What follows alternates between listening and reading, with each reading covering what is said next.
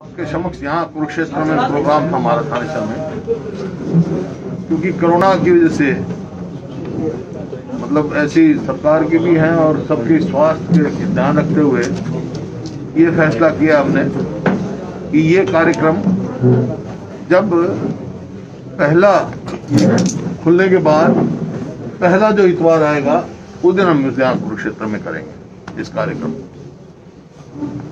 इसी वास्ते मैं आप लोगों के साथ आया था यहाँ, क्योंकि मुद्दे बहुत हैं। आज हरियाणा बिल्कुल बर्बादी की तरफ जा रहा है।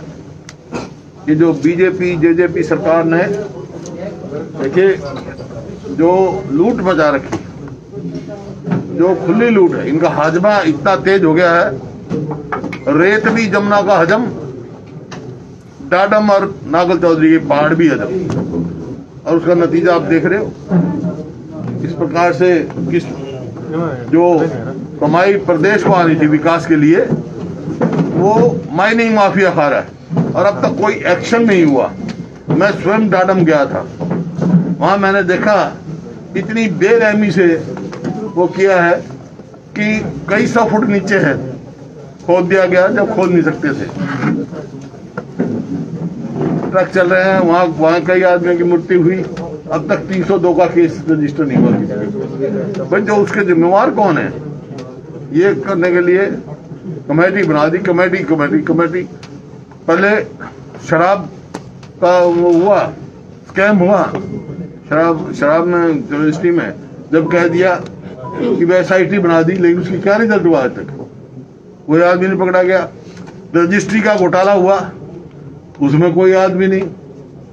आपका क्या नाम, धान का घोटाला हुआ, कोई वो नहीं।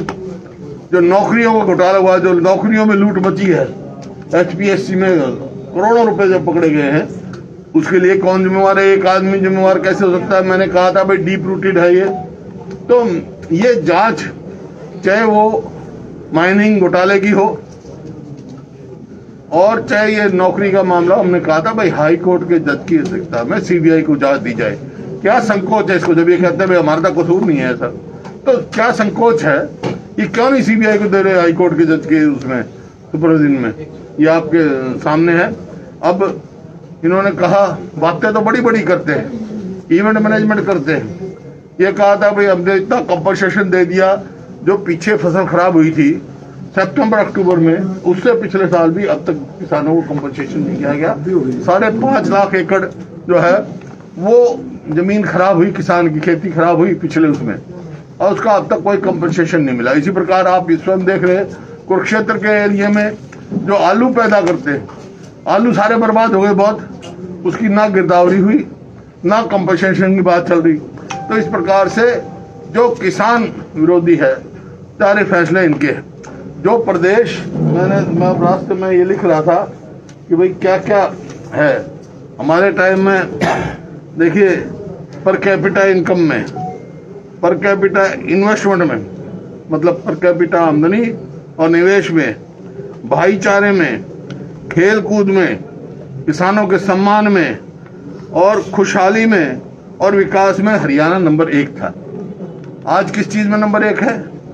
आज नंबर 1 है बेरोजगारी में, भ्रष्टाचार में, किसानों पर अत्याचार में, अपराध में, बदहाली में, कुशासन से जो है कंगाली में, और आपका जो है प्रदूषण में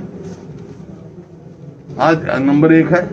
महंगाई में अभी रिपोर्ट आई, NSO की रिपोर्ट आई है, 6.4% हाईएस्ट इन द कंट्री जो है ये है। बेरोजगारी में 34.1 जो है बेरोजगारी में, हिंदुस्तान में ये प्रदेश नंबर 1 पर है। और विकास का तो आप देख ही रहे हैं। मैं स्वयं, मेरे पत्रकार साथी है, कोई किसी से सब देखते होंगे। मेरा खुला सवाल है, इस इलाके में कोई नई प्रोजेक्ट अब 7 साल में आया हो तो मेरे को बताए। हमारे टाइम में NID बनना शुरू, और कितने विकास हुए यहाँ इन्होंने कोई किया हो? तो आप, मेरा सवाल आपसे ही है, आप हमारे सवाल पूछते हो, लेकिन मेरे सवाल के भी तो जवाब मैं चाहता हूँ आप दो। एक भी नाम, प्रोजेक्ट का नाम बता दो, एक भी संस्था का नाम बता दो लेके आए हो। हाँ, ये जरूर कहना है, दादूपुर नलवी जो नहर जिसमें सैकड़ों करोड़ खर्च हो गया था, उसको वो कर दी, उलट दी, उसका वो कर दिया, जो कि इस इलाके में बहुत फायदा इसका आना था।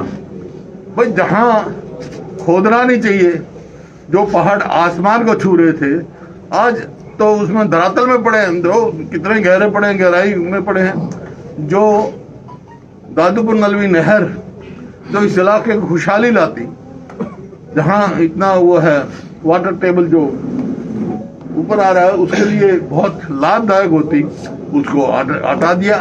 ये पहली सरकार जिसने हटा दिया हो।